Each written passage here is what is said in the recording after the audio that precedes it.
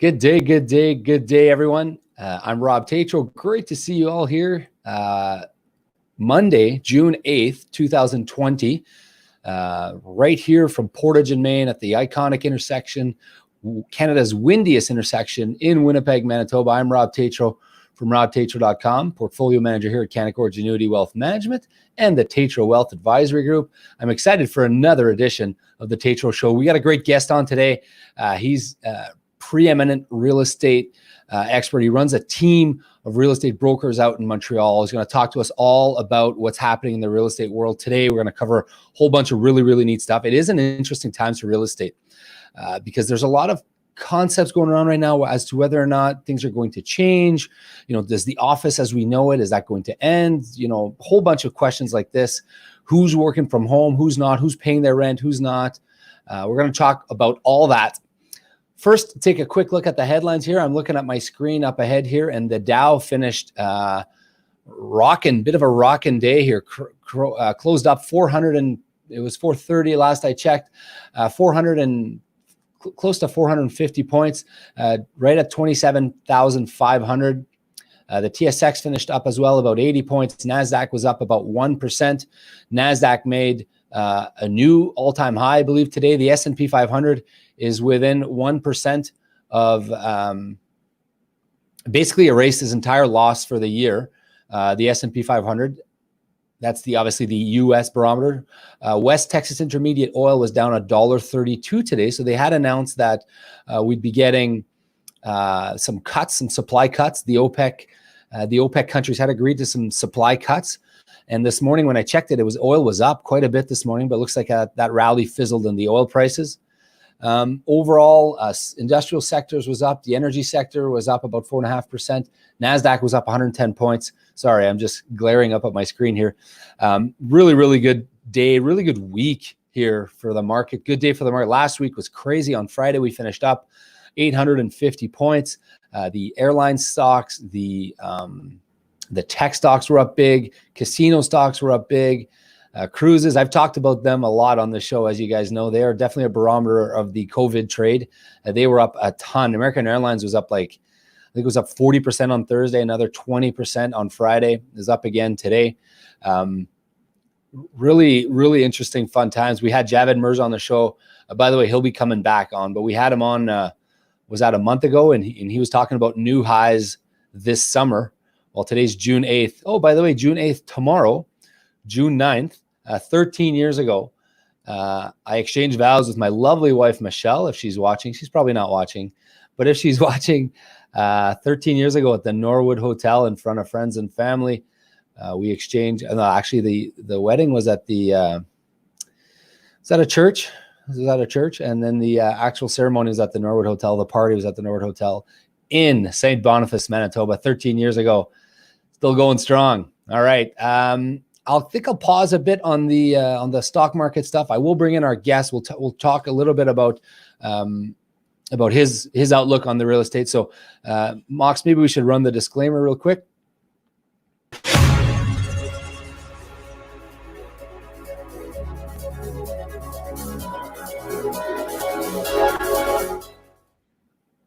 All right. What a great disclaimer. As a reminder, I am not your investment advisor. Do not take this as investment advice. If I am your investment advisor, by all means, take my investment advice because we're likely managing your money in a discretionary manner already. Do not take this as advice. If you do want investment advice on this, please go to speaktorob.com, www.speaktorob.com. We'd be happy to give you a no obligation consultation. All right. Enough about that. Let's bring in our guest. I'll pause no further. I will bring him in. Luciano Diorio, welcome. Great to have you here. Managing Director at Cushman Wakefield, Quebec operations, an expert in his own right. Young guy who's done a ton, given, I say young guy. You mentioned it yourself, young guy, who's done a ton, overseeing a pretty big team out there in the entire Quebec regions. He is the Quebec operations Managing Director. Welcome to the show. Thanks, Rob. Thanks for having me. My pleasure. Yeah, it's always good to have, as my viewers know, as my guests know, we're incredibly passionate about real estate on this show. We've talked about it a lot. I'm a big believer in owning real estate and have been for a very long time. It's what you do. When would you have kind of started getting into the real estate game? How did that start for you? Right out of university. So in Montreal, in my hometown, basically graduated from McGill in '99 and started pounding the pavement and became a real estate broker on the commercial side. So strictly on the commercial side ever since. And now years later, I'm managing a great group of people here at Cushman Wakefield for the last 3.5 years. Nice. So Cushman Wakefield, brokers, you guys, your team, you guys would broker deal. You would kind of find occupiers and investors, I believe is how you called it. And then you would kind of marry the two together in a real estate transaction. Is that generally what you would do? Exactly. That's certainly what we've become known for. But Cushman Wakefield is a lot more than that today. We also manage properties on behalf of investors. We also have facility management. We have valuations and advisory services. We also have project management services. So really the full gamut of real estate services for both occupiers and investors. Exactly. Okay. So how is life right now in Montreal? You're there. I think you were telling me you're at your downtown office right now.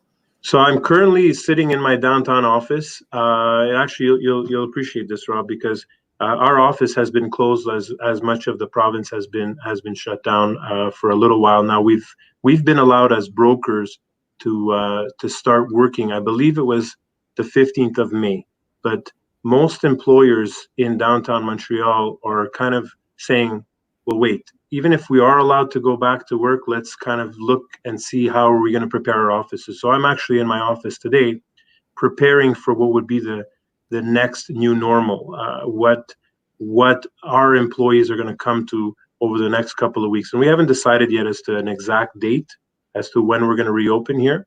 But we are going to get the space ready and organized so that everyone is going to feel safe. And when I say everyone, sorry, I just want to do a caveat. We will invite 25 up to 25%, maximum of 25% of our workforce back into the physical workspace here. So not many people are working in offices in Montreal, if any. You're one of the only ones, I would imagine.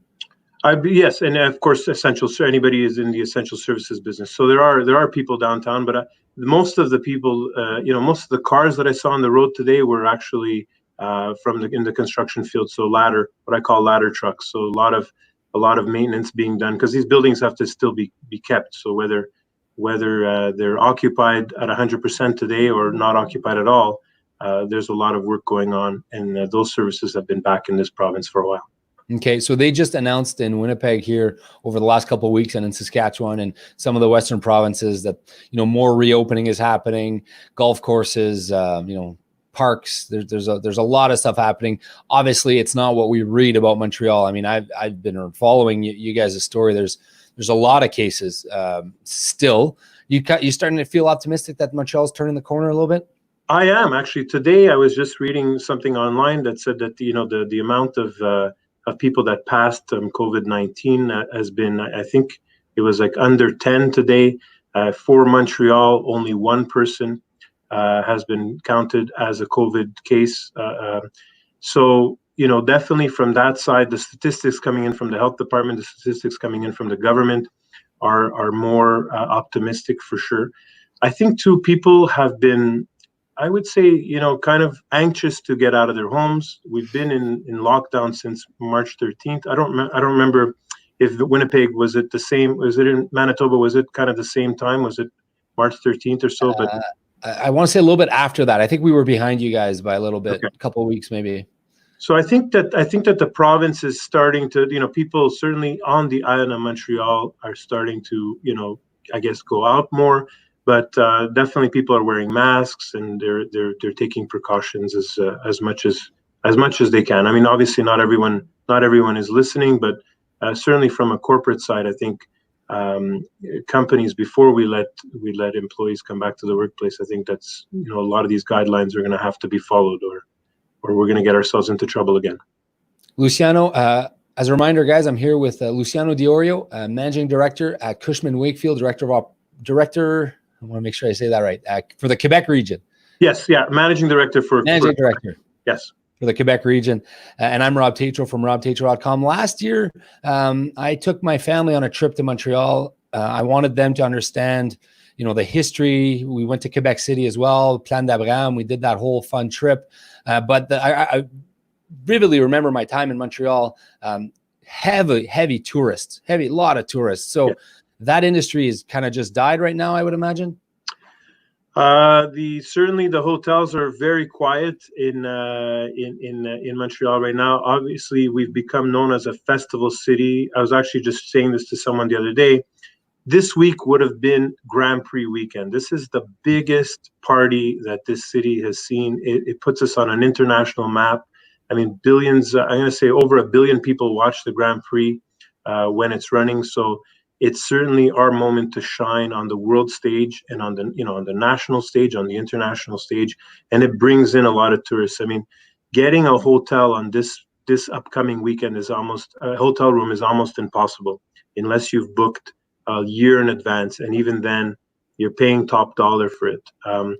So right now, certainly the streets are quiet, and they're not bustling with the tourists coming in for the Grand Prix or for the Jazz Festival or for playoff hockey. There's a lack of content, of course, regarding tourism, and we also have the issue with a border that's 45 minutes, a 45-minute drive south of Montreal that is closed until at least the 21st of June. I remember, I want to say 4 or 5 years ago, I happened to be in Montreal during F1, right? You guys call it Formula 1, Grand Prix Formula 1. Yeah. And went out for dinner with a friend of mine, Breno Lima, back then. And we looked over at the table, and Lewis Hamilton was over there, sitting there having dinner. And he went out the next day and he won the race. I don't know how many years ago that was, but we were in Montreal for Formula 1. It was just crazy how busy it was. So you talked about the real estate. So I'm going to ask you about the real estate. What is happening generally to the real estate market in Montreal right now? And maybe start with office. Is there any activity? There's probably not many deals, I would imagine, right? Yeah, no. So on the office side, I mean, obviously we've seen things come to a trickle. And I always say that whenever we're looking at office space is governed by a lease most of the time. And a lease has a beginning, a middle, and an end. So somebody who is currently has a lease that's coming up for renewal, they're thinking about their life. They're thinking about how are they going to cater to their employees? How are they going to deal with this pandemic? And so they have an opportunity now to be sitting with their landlord and negotiating their brand new lease. So for those companies, some of them are saying, well, let's put the brakes on for a second. Let's look and see how our workspace is designed, and if we can accommodate this kind of new world of social distancing and how we set up our offices. So that's for clients that have a lease that's up right now and they're in that negotiation.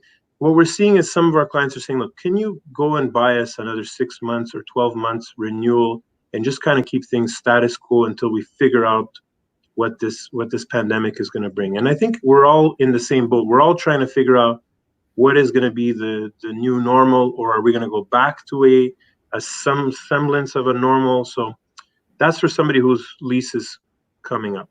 Somebody's with the middle of their lease, they're saying, well, maybe we need to look at things, and maybe I have too much space, and going forward, I have either too much space or not enough space, so I'm going to need to take on some temporary space. I've heard some clients looking at the suburban market as an option, because suburban buildings typically are not high-rise buildings, so you don't have to deal with the elevator situation of having social distancing in elevators, because in a low-rise building, people will either not need to have an elevator cab or use a stairwell. So that's somebody that's in the middle. And then someone at the beginning of the lease, well, they've just signed the lease, so they may tough it out, or they may again look at a situation of subleasing their space if they feel they have too much space or not enough space. So it's certainly interesting from the office perspective, for sure. Do you think the values have been impacted so let's talk office space in downtown? Do you think resale values or market values of real estate has been negatively impacted by COVID?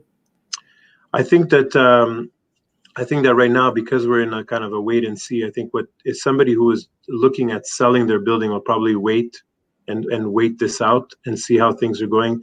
And you know, the value of a building, of course, is dependent on the rents and the income that the building generates. So if you're not, you said it before at the opening, if you're not paying your rent, then obviously it's going to have an impact on building values. The nice thing about Montreal, and I don't know if some of your listeners can appreciate what's happened in Montreal over the last little while, is we've never really overbuilt. We've never built on spec. You know, whatever we built a building, especially on an office building, we were building it for a tenant. We were building it for a specific user. So we weren't just building this fancy glass tower and saying, let's build it and they will come. We were really building it with a lease in hand. So again, it's building value is going to be dependent on the income that it drives. And Montreal, right now, we've right up until I always call it like the apocalypse. The run for toilet paper on March 12th was kind of the day when things started to fall apart in Quebec. You know, there was a lot of interest in this city and a lot of interest in buildings, a lot of interest in and a lot of interest in space.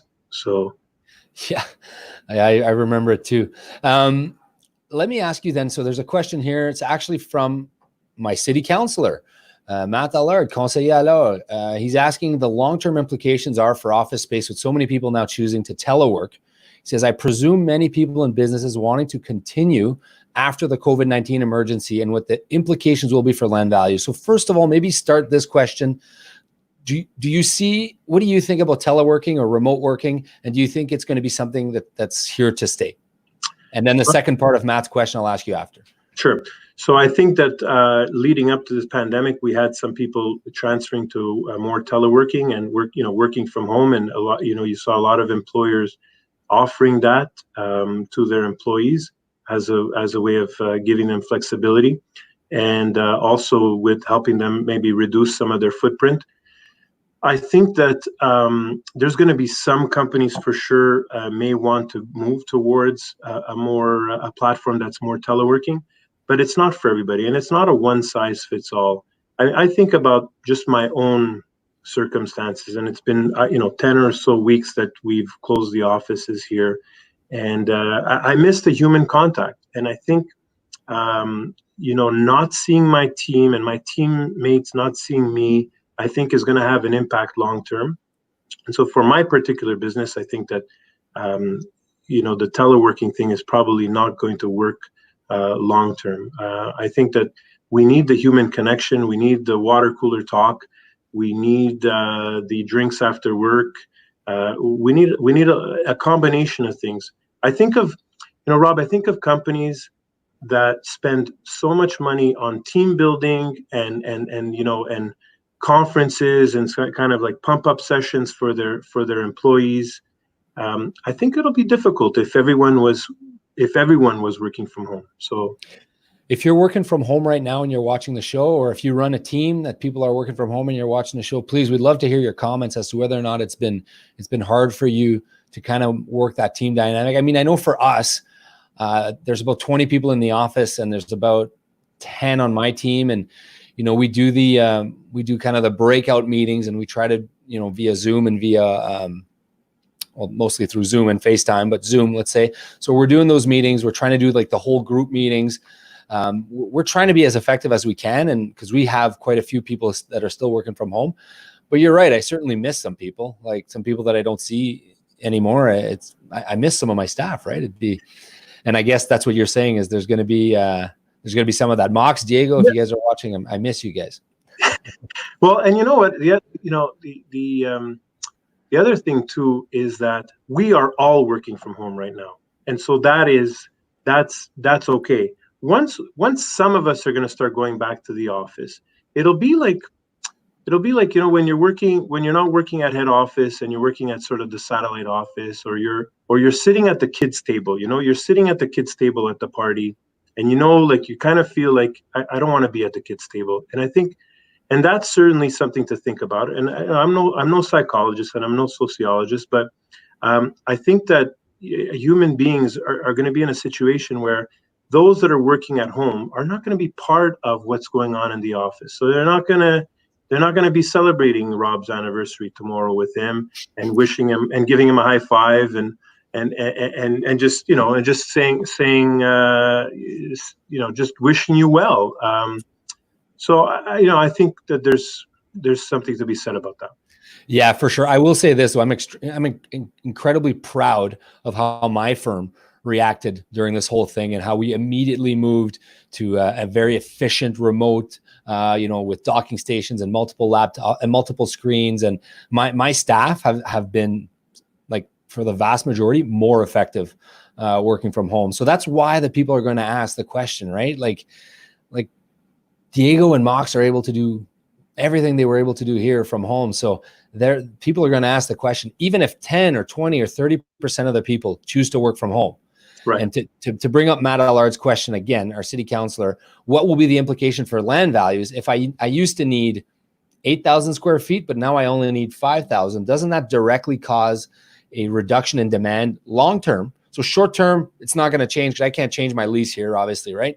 But maybe when I'm renewing in 3 or 4 or 5 years or 8 years or 1 year, maybe I'm not taking 8,000 square feet. Maybe I'm taking 5,000 square feet because 30% of my staff are working from home. And wouldn't that automatically have a trickle effect on the real estate values, Luciano? Or do you think it would naturally? You think it wouldn't impact it?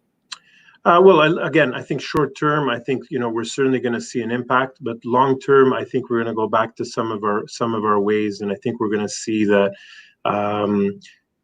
Maybe this doesn't work necessarily with 100% being working from home, and we need some sort of a team collaboration so we need space. And it's interesting when I look at office space and the way office space is built. When I first started in my career, you had the closed offices, and all the closed offices were on the perimeter wall, and so like all the bosses got the nice view, and everyone else had like the interior view, no window.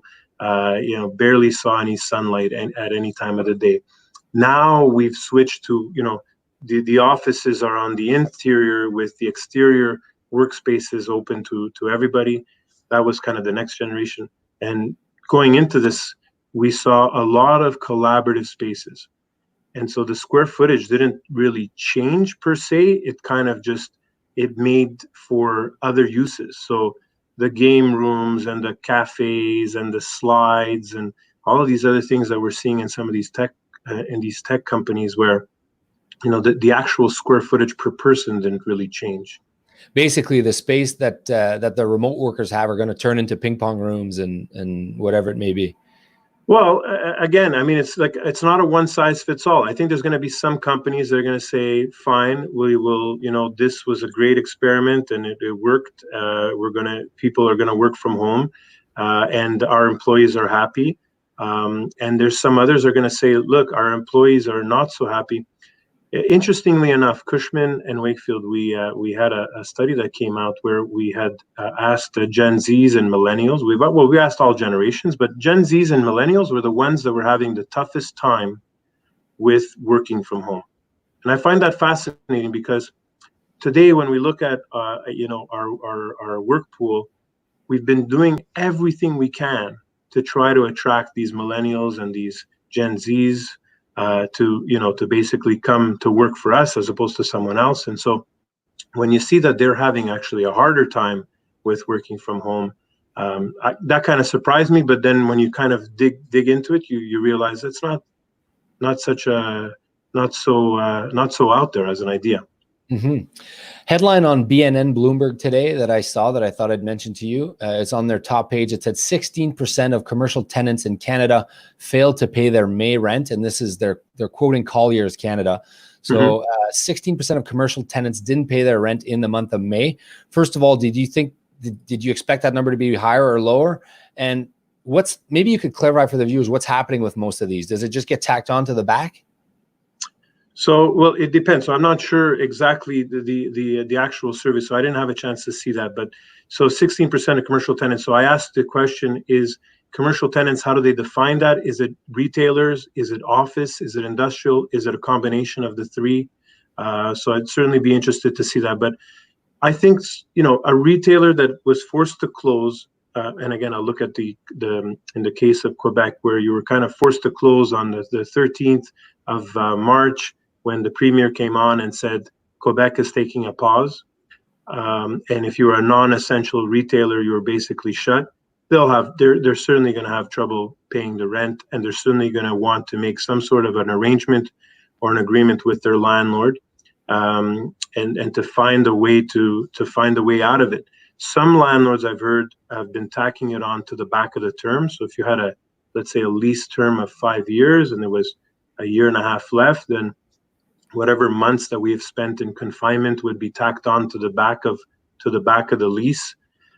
Some landlords have said clearly, I understand that there's a program from the federal government. I will not participate in that program. And so I was going to say the French word. I was going to say "tant pis." Too bad. Too bad, right? And so those tenants are looking for help from their lawyers and trying to use lease clauses and figure out how to get around it.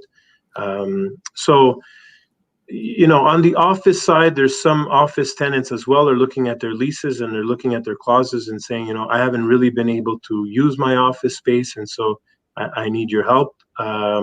Landlords, please help me, and again, tack it on to the back. On the industrial side, actually, that's the asset class, Rob, I'm feeling like there's less noise from, in the sense where that's probably the one that's going to do very well out of this, because of how retail has shifted towards e-commerce, or a lot of it has shifted towards e-commerce, and certainly in a city like Montreal, where we're a port city and connected to major networks of infrastructure, of highways and so on, and very accessible to major markets in North America. I think that the industrial is going to do well. Sorry, I went all over the place. That's good. But it's kind of like me when I answer questions. Thank you. I'm Rob Tatro from robtatro.com, portfolio manager here, Canaccord Genuity Wealth Management at the Tatro Wealth Advisor Group. I'm here live today, Monday, June 8th, with Luciano Diorio, Managing Director at Cushman Wakefield, Quebec Operations. We're talking rents, we're talking real estate. Just to put a bow on that article, looks like the number was 21% in April. 21% of commercial tenants in April requested rent relief. And of those, about 42% went back to paying their rent in the month of May. And the rest are still kind of either making partial payments or trying to get there. The idea is that this will likely take, I don't know, several months, I would imagine. Maybe more, maybe much longer before most of those are likely back to paying their rent. There's an article here about housing starts as well. And I'm not sure how much comment you can make about housing starts, but everywhere was down in May, housing starts, except Quebec, surprisingly, maybe. So housing starts would be the year-over-year number of how many,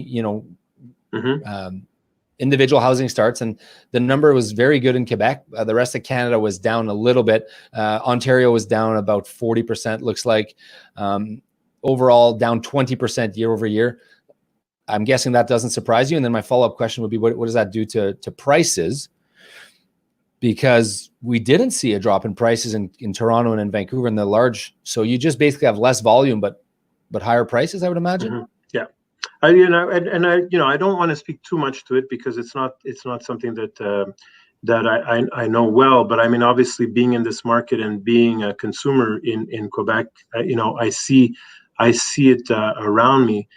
I can say that our market was red hot leading into this pandemic, and there was record, employment levels. There were people were basically, if they quit their job today, they had a job tomorrow morning. No issues. It was the first time where we saw we weren't depending on one sector of the economy to prop us up. We had like multiple things that were, kind of helping us up. So it doesn't surprise me at all. Again, we haven't overbuilt in this province. So we didn't overbuild on the office side. We didn't overbuild on the industrial. side. And when it comes to housing, same thing. There's demand for housing, and it doesn't surprise me. It doesn't surprise me at all. Yeah, you guys were red hot. The Quebec stocks, the Quebec play, were starting to become very sexy again, right? The stock market, the companies out there, you guys were no longer seen as a flight risk, right? Like you guys are, you're not separating. I think the market would expect that. So as a result, some of your Quebec companies were starting to look very, very attractive and had gone on a really, really good run. It was cool to invest in Quebec again. I could just tell anecdotally from the calls I would get from my colleagues across the country. So we were supposed to have an in-person real estate forum coming up in the month of May, which was going to be like a sort of industry leaders, and typically it attracts some people from Ontario, but and investors from a little bit across Canada. But this time I was seeing people were calling me well in advance, wanting to come to the conference, wanting to be in Montreal. And this is besides, the other obvious great things about this city, but people wanted to be at that conference and wanted to hear what was making us, what was the secret sauce in Quebec, what was going on, and they wanted in. So I'm hoping that as we start deconfinement, that some of that is going to come back. But obviously we're all in it together, globally. So be interesting to see. Wonderful city, beautiful city, Montreal. Great stuff, tourism-wise too. So many things to do with your family if you do go there. Couple questions I want to ask you about the future of office spaces. We touched on it earlier. Realistically, so you mentioned, collaborative spaces. You mentioned, maybe sharing offices. What do you anticipate in the future? Do you anticipate some reshaping of the traditional office model? And what does that look like? Yeah, I think that so there's short term, medium, and long term. I think certainly on the short term, with there's going to be just less people in the office, right? As I said, we're planning for most companies are looking at about 20-25% return. So at this point, people will be sitting in their spaces that they left back in March, but there'll be 75% less people around them. As we move towards maybe back. I guess it'll be dependent on a vaccine. It'll be dependent on a treatment for this, for COVID-19. That's where we're going to see, what are the long-term effects on office space and office planning. There are some companies that have gone the route of open plan, and they've looked at it, and in their sort of second iteration, they've maybe put in more closed offices. It all depends again on what you're doing as an occupier and what your main business is. For example, in brokerage, a lot of times, we're on the phone, 12 hours a day. And so sometimes we need the privacy of being in a more of a closed environment. So again, I think it'll be interesting to see as we move forward. But short term, we're going to see changes done within the space that is leased right now. Okay. You had mentioned a term I had not heard of before when we were speaking offline. You mentioned office centricity. Can you explain what that is to us for the guests, for the viewers? Yeah, sure. So that's basically a term that's come up over the last little while as to saying, our lives are not going to be dependent on this place called the office that we are all going to kind of commute to and get to and get to from a 9 to 5 perspective. And so we're not going to kind of, build our cities around this, and we're not going to be so dependent on this place called the office. And I think I touched on it before. I think that it's not a one size fits all. We're going to be in a situation where people will still want to be somewhere and go to a place. I think you had Vincenzo Guzzo on your show and I don't know if he mentioned about when people said, Netflix, everyone's got Netflix at home, or everyone's got these streaming services, and he related it to the kitchens in your home. He says, well, everyone's got a kitchen in their home, yet everyone's going out to restaurants and everybody's using restaurants. And it's a bit like, I think I relate that to the office situation. I think that yes, we can work from home, and yes, we've proven that we can get connectivity and we can be productive. But I think that at one point we're going to want to be in. We want to go to a place, and we're going to want to go into a place we call the office and collaborate. We may continue to have players that are working from home, and people will chime in from time to time and help us reach our goals. But for a company and corporate cultures, I think that there's some are gonna move back towards what we've seen up until now. Yeah, Vincenzo was a good guest. A lot of life, a lot of activity. If you haven't checked it out, go to our YouTube page. If you're watching this on YouTube now, you should be subscribing. Click the red button, subscribe to our channel. You'll know of all the videos we got. We do a whole bunch of value videos, plus we do these. If you're watching this on YouTube or on Facebook right now, please take a second to follow, like our page. Give us your comments. We'd love to hear if you have questions for Luciano.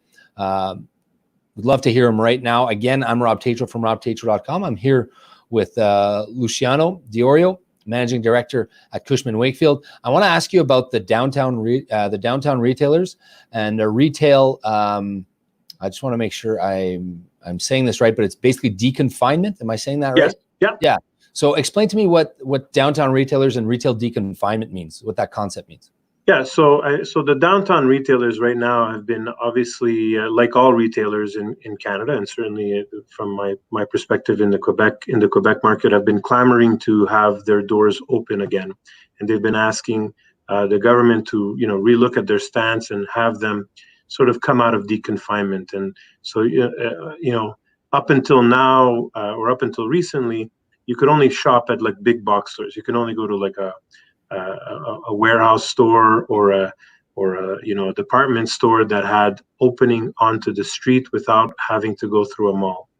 So a lot of retailers, the mom and pop shops all along, in your neighborhoods, were saying, I'd like to open too, and I can do the social distancing. So the particular situation in the downtown core of any city, but I look at the Montreal situation, is that those retailers depend on the traffic that comes from the office tenants. And, especially when you're walking down St. Catherine Street, Rob, if you remember being in Montreal, St. Catherine Street is a bustling on any normal day, but at lunchtime, it's really, people come out of the office towers, and on a beautiful sunny day, we'll be walking down St. Catherine Street and pop into some of the retailers there.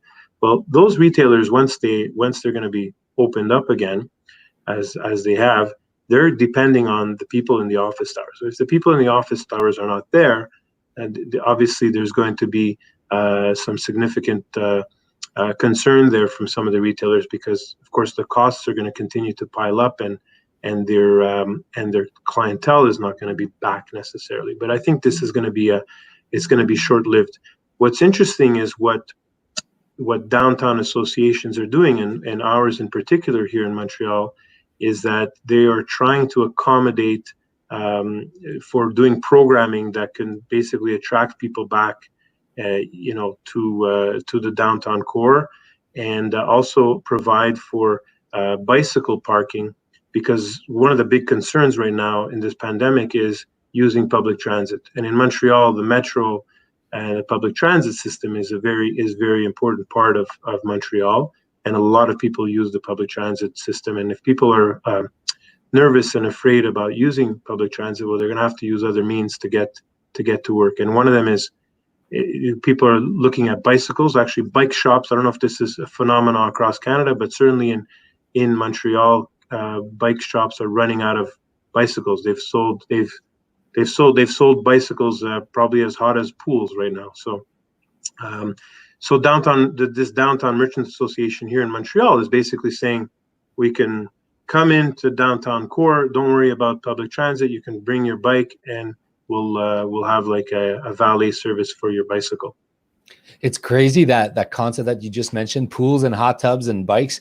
So I went and waited in line for, I think it was an hour and a half or so, to buy a bike for my son who's growing up, and we did it like right when the stores opened here in Winnipeg, one of the first ones. And it was a very, very different experience. And I spoke about it here on the show, but that was crazy. But I also have a buddy who owns a hot tub or a spa company. And he's telling me that one, they can't keep them in stock because everyone wants to buy a hot tub right now because they're stuck at home. But two, they can't produce them because the manufacturing has pretty much fallen to zero for hot tubs because of COVID. They're all being produced, in Toronto or in Montreal or whatever, and they're having a hard time producing these hot tubs. So tough to get your hands on a hot tub. And who would have thought in 2020, tough to get your hands on a hot tub. But you're right. There's some weird things happening with the market. You spoke about workplace readiness essentials. So specifically, you mentioned to me there are 6 important workplace readiness essentials. Do you mind sharing those with us? Sure. Yeah, sure. I think that one of the first things that we call it the Safe 6 at Cushman, and basically you've got to, first thing you got to do is prepare. So in an office situation, you've got to work with the building and work with the landlord and make sure that the landlord is preparing the building properly for re-entry. So in the case of, I'll use our building as an example where we are as tenants. You come in, there's restricted access to come into the building. There's multiple doors, but there's, in this case now they've reduced the number of doors that you can access the building from. You're basically coming in with a card pass. You cannot come in if you don't have a card pass.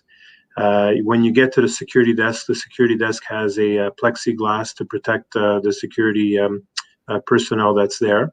And when you're getting into the elevator and when you're waiting in the elevator lobby, there are lineups and queues that are being that are forming now. In this case today, I didn't have to deal with that because, like I said, I think most people are still in a situation where they're not back. But as we get back, when you're in an elevator, as an example, you'll probably have to stand on a decal that's specifically put in the cab what health officials actually recommend is that you face the corner of the cab and don't speak to the other person that's in the cab to basically limit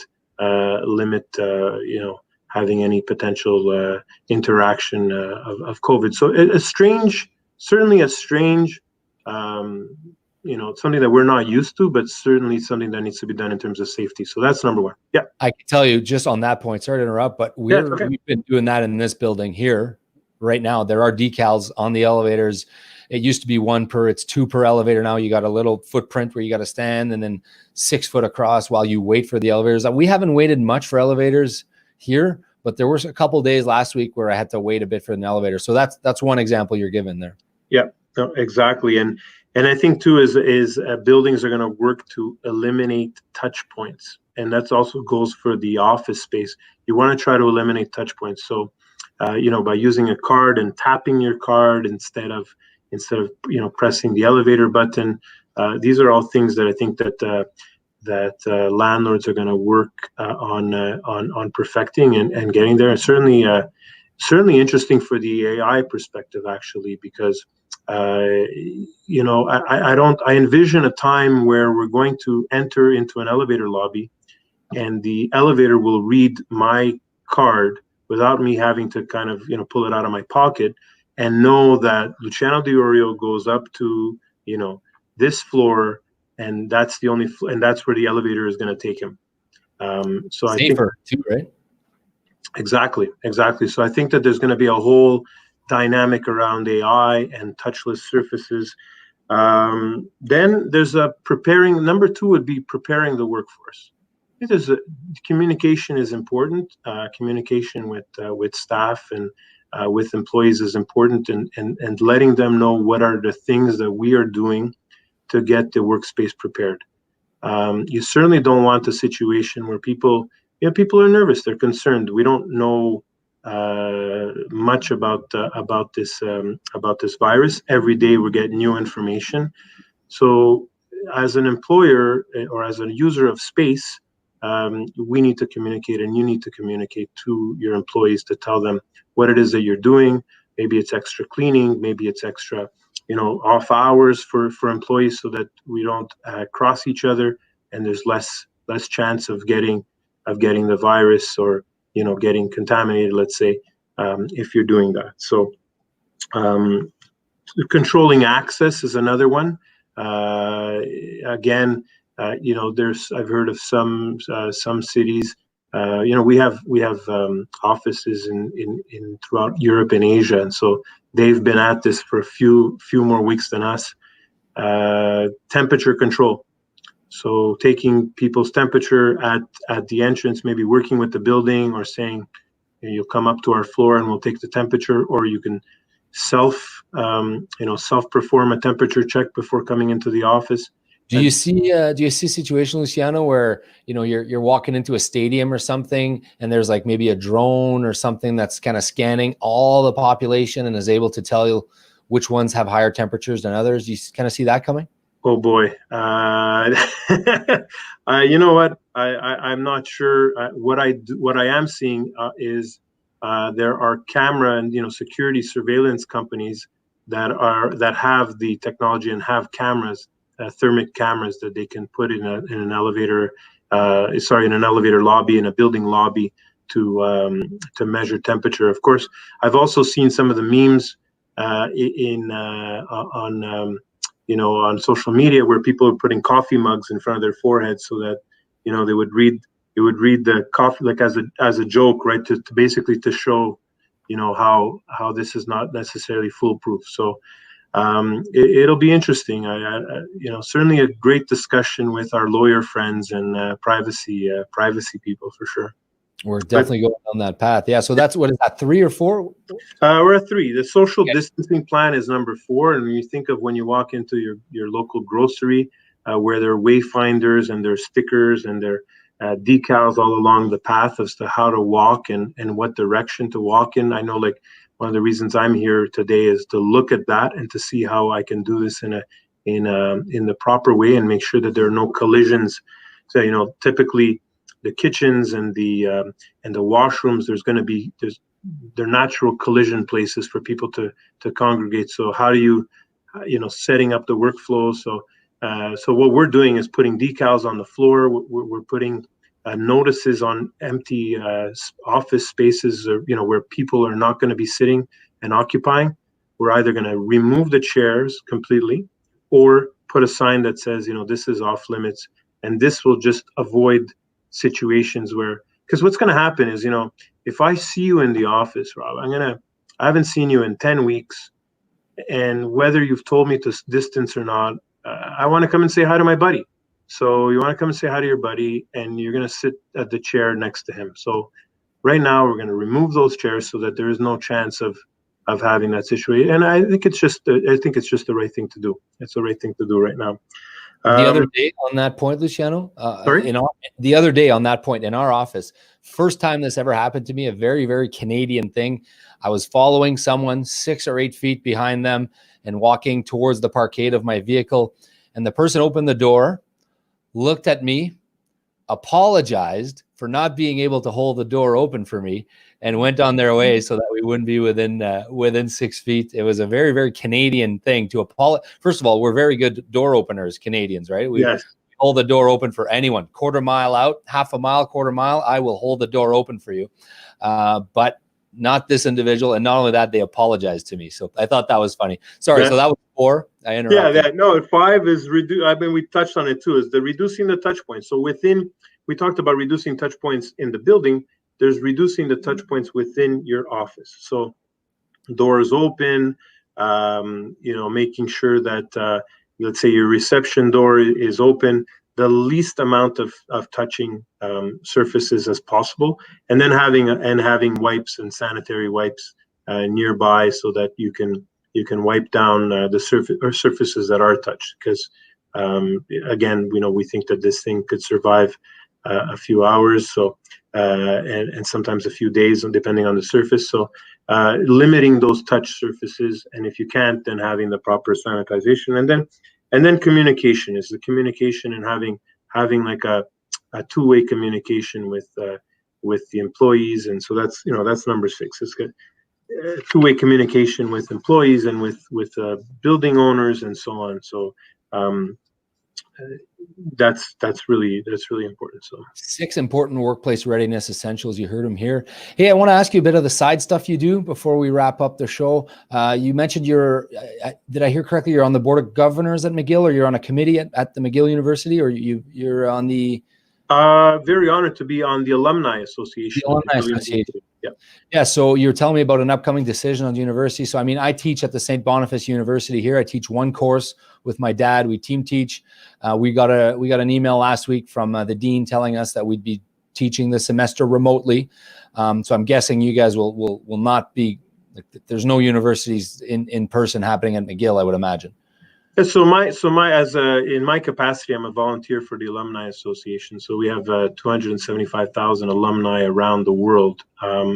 McGill prides itself of having international students, and part of our experience is having international students on campus here in Montreal. And right now, what we're going to be doing is what McGill is going to be doing is they're basically going to be teaching remotely and in virtual. In virtual settings. So it's interesting to see as an alumnus of the university how that's going to happen, because of course campus life, and we were talking about age before, so imagine being 19 or 20 years old, looking forward to coming to Montreal, and you've been accepted to McGill and excited about your first semester, and your first semester unfortunately is not going to be done in person and in public, in a physical space, but I think this is short term, and I think that as we move forward, I think that hopefully we'll be able to see our future alumni come into Montreal, because Montreal depends. Like, our economy is actually, we have a lot of students that come into to this city, and parts of downtown are overtaken by the student population. So it's certainly an important part of our city here. I do remember going for my first semester abroad, young kid from Marchand, Manitoba. I went to University of Moncton. I played volleyball pour les Aigles Bleus. I lived in residence my first year. It was a very, very different but very, very fun time for me. And I do feel bad for the students who don't get to experience that. Among all the other impacts with COVID, that's definitely one that's going to be different for those students. Hey, you talked about your, I've noticed on your, I think I saw this on your website or on your LinkedIn, you do some philanthropic work, philanthropy. It's easier to say in French than in English. You've co-founded the Tiny Survivors Neonatal Fundraiser. So that was part of what you're involved in now. Talk a bit about it and what it means to you. Sure. Yeah, absolutely. That is something certainly very near and dear to my heart. And I've got to try to hold back the tears when I talk about this, because my son was born extremely premature back in 2008. And he came along at 24 weeks and 5 days. And we were able to save him. And he is now 11 years old, by the way. But when he finally came home and everything was starting to be normal, we basically said, we want to do something to recognize the hospital and to thank the hospital.